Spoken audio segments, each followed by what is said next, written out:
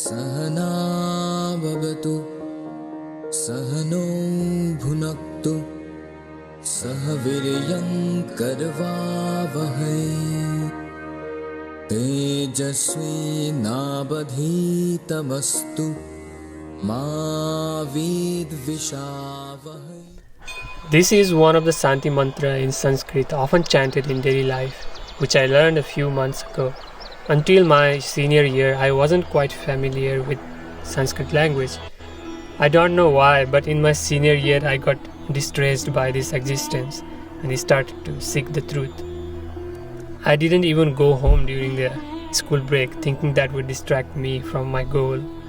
In my quest for the ultimate truth of the universe, I came across one of the most profound books ever written, the Bhagavad Gita.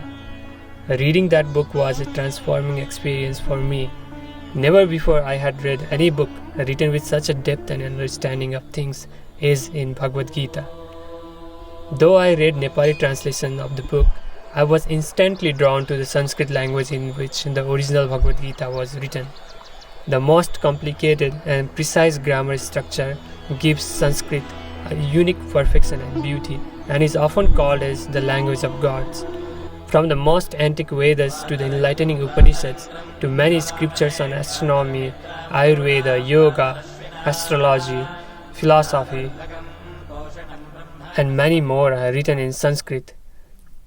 Just a glimpse of this treasure left me startled, and I took a vow to learn this language at any cost. Sanskrit is deeply associated with my country, Nepal. It was the official and national language of Nepal for hundreds of years in the past and was taught as a compulsory subject in all the public schools till 2007, when Maoist government discarded this policy and implemented an anti-Sanskrit policy. Lots of Sanskrit colleges were bombed, many ancient manuscripts were burned, many scholars were killed during their armed revolution against the monarchy. As a consequence, in just 4 years, the number of people who used to speak Sanskrit dropped to some 3,500 among the total population of 27 million, according to 2011 census. Driven by a deep passion, I attempted to learn Sanskrit on my own. I downloaded and printed a book and started to memorize the words and grammar, but this method didn't prove efficient. I would memorize 20 words, and after a week or so, I could barely remember 10. It was just like planting a rose plant in the desert.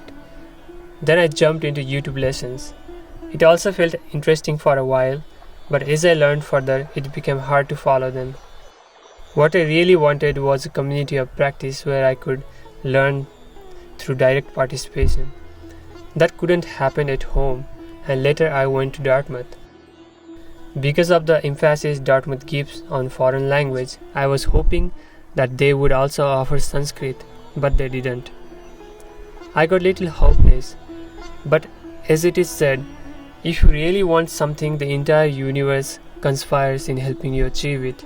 Then one day, in the middle of conversation with Professor Prasad Jayanti, chair of the computer science department at Dartmouth, I mentioned my futile attempts to learn Sanskrit.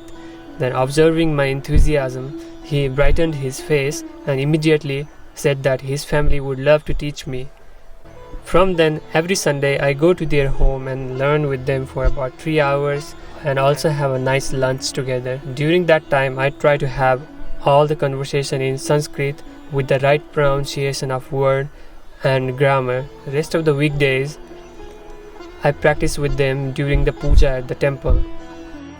I am making a significant progress every week in terms of vocabulary, grammar, sentence variations, and conversation. In future, I hope to get a degree in Sanskrit philosophy and establish a small Sanskrit school somewhere on a nice hill in my home district and contribute to promote and preserve the language and its heritage.